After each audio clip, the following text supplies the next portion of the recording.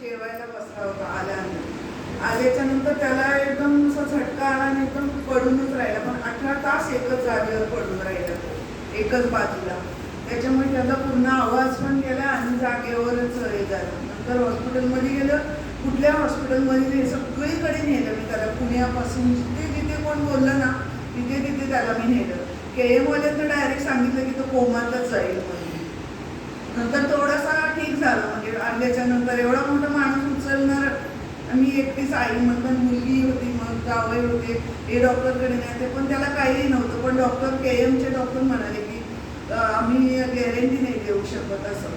नंतर मग घरी आल्याच्या नंतर एक आम्हाला जवळजवळ 2 वर्ष तर 2-2.5 वर्ष तर झालीच.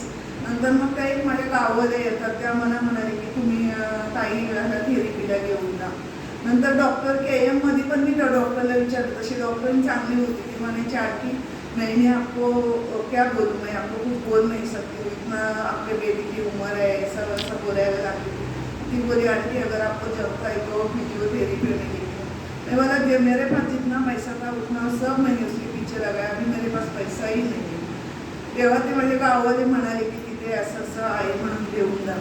इथे आल्यापासून त्याला खूप फरक पडला. आता तो बोलायला पण लागले, शब्द बरेच बोलतो. तो बोलत नव्हता, पहिला काही बोलत नव्हता, तो फक्त इशारा करायचा, असं बोलायचा, आणि हात त्याचा असाच राहायचा तेव्हापासूनच असापासून हात राहायचा. आता त्याच्या हाताने तो थोडासा पकडू शकतो, काय उचलू शकतो, शब्द पण आता बोलू शकतो तो, आणि चालायला वगैरे पण खूप फरक, म्हणजे त्याला आता त्याच्यामध्ये खूप फरक झाला. त्याला आता स्वतःला पण असं वाटायला लागलं, म्हणजे तो दुसऱ्याला सांगतो कोणाला काय झालं तर तुम्ही चला माझ्या बरोबर थेरपीमध्ये, बघ मी कसा झालो असं, म्हणून तो रोज बोलत असतो. पूर्ण झालं आई, जे त्याला शब्द येतात फक्त एकच वेळा येतात, नंतर मग परत थोड्या वेळाने असं बोलतो. पण इथे आल्याच्या नंतर त्याला खूप फरक पडला. डोक्यामध्ये वगैरे त्याला गाठा होत्या. नंतर KM मध्ये घेऊन गेलं, तेव्हा पण डॉक्टरनी त्याला वेगळे डॉक्टर, मोठे डॉक्टर आले, ते म्हणाले की एवढं वर्ष झालं पण थोडं म्हणजे बघूया म्हणून असं मी त्याला म्हणाले की फिजिओथेरपी त्याला मी चालू केलेली आहे. तर त्याला मग त्या लोकांनी सेपरेट रूममध्ये घेऊन गेले, मोठे डॉक्टर आले, त्यांनी त्याला सगळं विचारलं. इतके ते खुश झाले, म्हणजे त्यांना असं बोलताना कारण ते जास्त मोठे नव्हते, म्हणजे असे मोठे पण त्याच्याच वयाचे होते.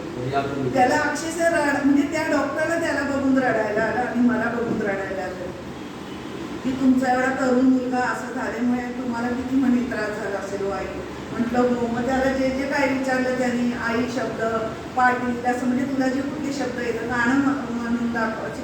गाणी वगैरे एकदम भरपूर बोलतो तो, फक्त स्पष्ट बोलत नाही, पण गाणी सगळ्या गाण्यांच्या सुरामध्ये एकदम बरोबर. 26 तारखेला गाणं बोलायचं.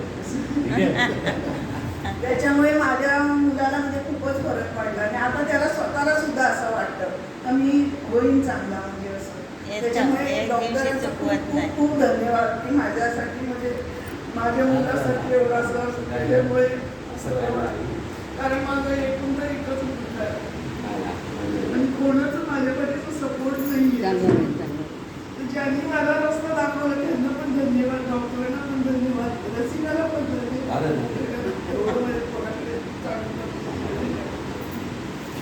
एकदा दुकान टाळ्या वाजवायचे. तुम्हाला कसं वाटतंय? चांगलं वाटतंय? बघा, हे जे चेहऱ्यावर जी हसी आहे ना, ती कोणामुळे आली? मुगा बेस्टमुळे, बरोबर. आणि आम्ही जे तुम्हाला 1+1 करायला सांगतोय ते का सांगतोय? ही जी असा रिझल्ट आपल्या समोर येणार, असा रिझल्ट किंवा जेव्हा आपण एखाद्याची मदत करणार. आज आईंनी काय शब्द वापरले की ज्यांनी मला रस्ता दाखवला त्याचा थँक्यू, धन्यवाद. बरोबर ना? मी कोणत्या प्रकारचा डॉक्टर वगैरे नाहीये. मी सुद्धा तुम्हाला, माझा इंटेन्शन एकच आहे की माझ्याकडे येणारे जेवढे पण आई बाबा आहेत, जेवढे पण, आणि जो या वयातील लोकांना त्रास असेल, माझ्या वयात, आमच्या दोघांचं वय सेम आहे सर, आमची बॉडी वगैरे माझ्यापेक्षा जास्त आहे, हे जर चांगले झाले तर अजून छान दिसतील, मजबूत दिसतील, आहे की नाही? बरोबर आहे की नाही? आणि ते जे आई आता रडल्या, स्टार्टिंगला रडल्या तो त्रासामुळे रडल्या, बरोबर, आणि आता जे रडल्या ते आनंद अश्रू होता की बाबा 3 वर्षामध्ये तो इथे आल्यानंतर जो फरक पडलाय.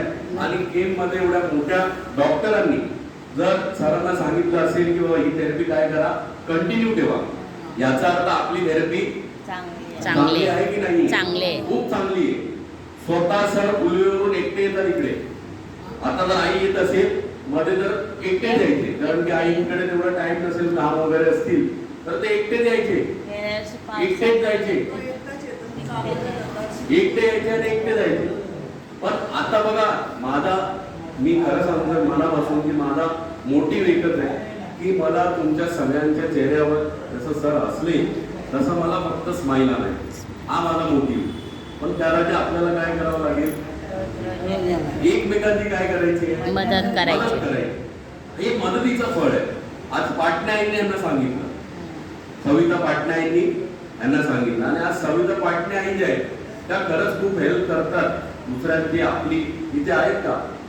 गेल्या आलेल्या वरती केल्या, त्यांनी त्यांचं काम केलं, त्यांनी यांना रस्ता दाखवला. रोज येत आहे, येऊन येऊन येऊन येऊन स्पेशली यांना मी सांगितलेलं तुम्ही अल्ट्रासाऊंडची थेरपी घ्या हातावर. अल्ट्रासाऊंड ही जेलवाली आपली थेरपी, बरोबर सर? कुठे घेतलेलं? जाणवायला लागलं ना? आधी जाणवायचं नाही. बघा या गोष्टी केव्हा घडणार? जेव्हा मी इकडे येणार, थेरपी घेणार. बेल्ट आहे, इथ्री बेल्ट, इथ्री बेल्ट, इथ्री बेल्ट आहे ना, इथ्री बेल्टचे पॅचेस आहेत.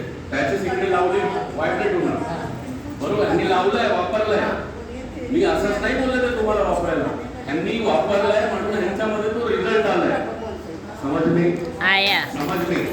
आया की नाही आहे? म्हणून बघा, प्रत्येकाने, आपण सर्वांनी इथे जेवढे झोपलेले आहेत आई बाबा आहेत, जेवढे बसलेले आई आहेत बाबा आहेत, तुम्ही लोकांनी काय करायचंय? हेच काम करतोय गेली 10 वर्ष, आणि असे जे आई आहेत त्यांच्या चेहऱ्यावर स्माईल असो आणण्याचं काम हे मला एक सौभाग्य मिळालंय. की एक देवाचं, एक माझ्या आई वडिलांचे कर्म आहे जे मी हे काम करतोय. मी खरं सांगतोय, नाही तर काम करायला तर भरपूर काम आहे, बरोबर ना? आम्ही हेच काम का निवडलं तर त्याचं कारण हे की असे कोणते सर असतील, मॅडम असतील, आई बाबा असतील, त्यांच्या चेहऱ्यावर हसू आणण्याचं काम जे ते फक्त आणि फक्त मुलाबेस कंपनी करू शकते. समज में? आया समज में? आया की नाही आया? म्हणून तुमच्या सर्वांच्या समजा चरणामध्ये जरी बोलाल, मी आई आहात माझी, वडील आहात, तर तुमच्या सर्वांच्या चरणामध्ये माझी विनंती आहे की आपल्याला काय करायचंय? घेऊन यायचं नाहीये, आपल्याला मदत करायची, रस्ता दाखवायचा अशा लोकांना ज्यांना त्यांची गरज आहे, या थेरपीची गरज आहे. ह्यांना गरज आहे की नाही? गरज पूर्ण झाली, बरोबर? आज गरज भेटली तर आज शरीरामध्ये इम्प्रूव्हमेंट व्हायला लागला. समज में? आया समज में? आया की नाही आया? मी नेहमी तुम्हाला सांगतो की बॅग घेऊन येऊन थेरपी घेऊन रिटर्न घरी नका जाऊ. बॅग घेऊन येऊन बॅगेमध्ये पॅम्पलेट ठेवा. घरी जाताना एखादा गरजू व्यक्ती दिसला तर त्या व्यक्तीला आपल्याला ती थेरपी समजवायची असतात. त्यांना बोलताही येत नाही, तरी पण ते त्यांच्या परीने प्रयत्न करत आहेत. आपल्याला तर चांगलं बोलता येते, आपण अजून चांगल्या प्रकारे लोकांना समजवू शकतो. समज में? आया समज में? आया की नाही आया? एक